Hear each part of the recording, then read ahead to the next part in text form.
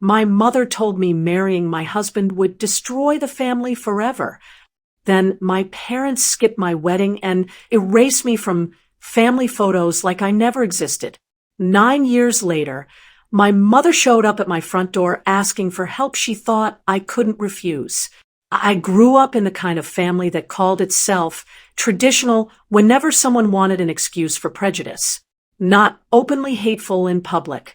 That would have threatened appearances. Instead, racism arrived disguised as concern, jokes, and values. You know how people will talk. Mixed marriages are harder. We just want what's best for you. Interesting how discrimination always sounds softer when people benefit from pretending it's love. Den Emet Markish, smart, patient, the kind of man who listened completely when you spoke, which honestly made him rare before it made him exceptional. My family tolerated him at first because they assumed the relationship wouldn't last. But when Marcus proposed, everything changed immediately. My father stopped speaking during dinner. My sister warned me I was making life harder for future children. My mother cried like I'd announced a terminal illness instead of an engagement. "You're destroying this family," she whispered the night I told them. No one defended me. Not one person. The wedding invitations came back unanswered. Then my parents skipped the ceremony entirely. Afterward, relatives slowly stopped calling too. Birthdays disappeared. Holidays disappeared. Eventually, even my name disappeared from conversations. Like cutting me out emotionally required administrative consistency. So Marcus and I built our own life instead. Small apartment first. Long work hours. Secondhand furniture. Nothing glamorous, but peaceful. And honestly, peace feels luxurious after growing up around conditional love. 9 years passed before I saw my mother again. One rainy Thursday evening, someone knocked on our front door unexpectedly. I opened it and froze instantly. Mom stood there older, thinner, holding an expensive purse with both hands like she needed stability from something. Then she looked past me into the house and asked the question that changed everything. "Can we talk about your father's debt?" For a moment, I genuinely thought I misheard her. Not "how have you been?" Not "I'm sorry." Not even awkward small talk, pretending 9 years hadn't happened. Straight to debt. Interesting priority from someone who once claimed I ruined the family beyond repair. Marcus appeared quietly behind me then, one protective hand resting against the hallway wall. My mother noticed him immediately. I watched discomfort flash across her face before she buried it under forced politeness. "Hello, Marcus," she said stiffly. He nodded once. Nothing more.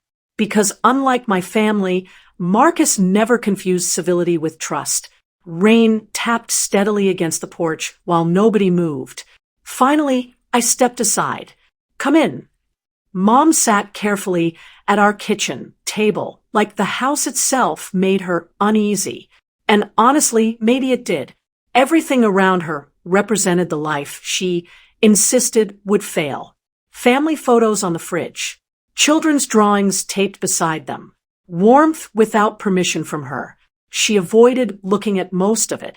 Then she opened her purse and slid papers across the table.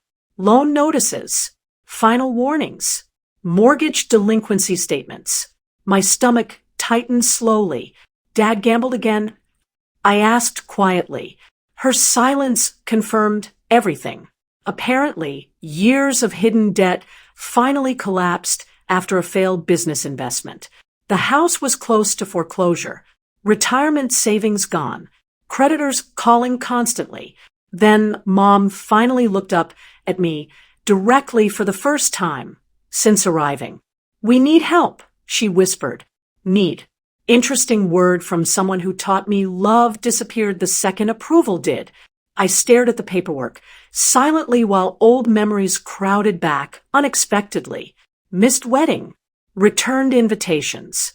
The way relatives looked through Marcus at family gatherings before we stopped attending entirely. Then Mom said the sentence she clearly rehearsed before knocking on my door.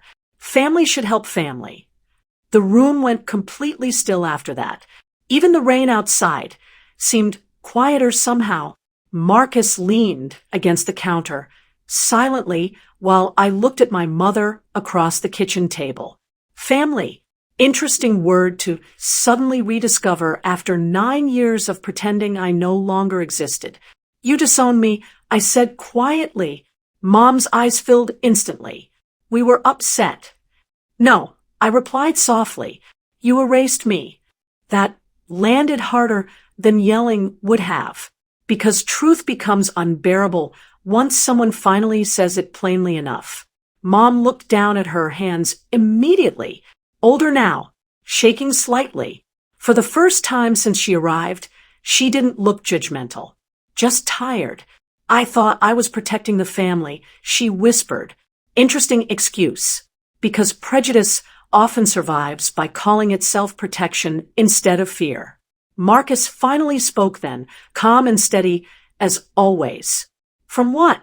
Mom looked at him slowly after that, and suddenly, the years between us felt visible inside the silence.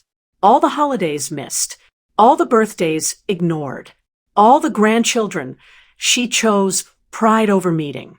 I was wrong, she admitted quietly. The words sounded fragile, like they physically hurt coming out. Then she looked toward the living room, where our daughter's backpack sat near the couch beside framed school photos. A child she had never met. My chest tightened unexpectedly, because suddenly this wasn't about revenge anymore. It was about consequences aging into loneliness. Mom swallowed hard before speaking again. If your father loses the house.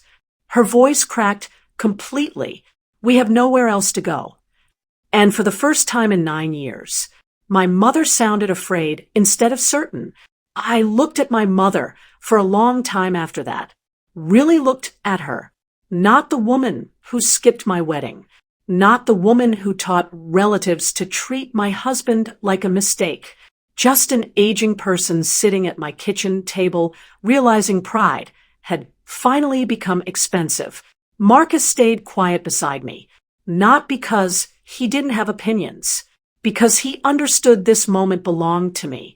My mother's eyes drifted again toward the family photos on the refrigerator, birthday parties, beach trips, our daughter missing front teeth, while grinning at the camera beside Marcus.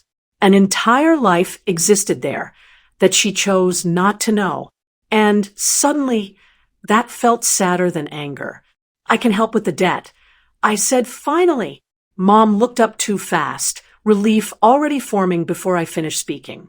But things don't go back to normal after this. The relief disappeared immediately. Interesting how people often want forgiveness to function like time travel. I'm not punishing you, I continued quietly, but you don't get to disappear for 9 years and return pretending love stayed frozen, waiting for you. Tears slid down her face silently then.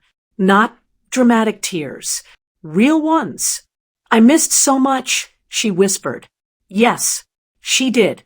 That was the consequence nobody warns people about when hatred feels righteous in the moment.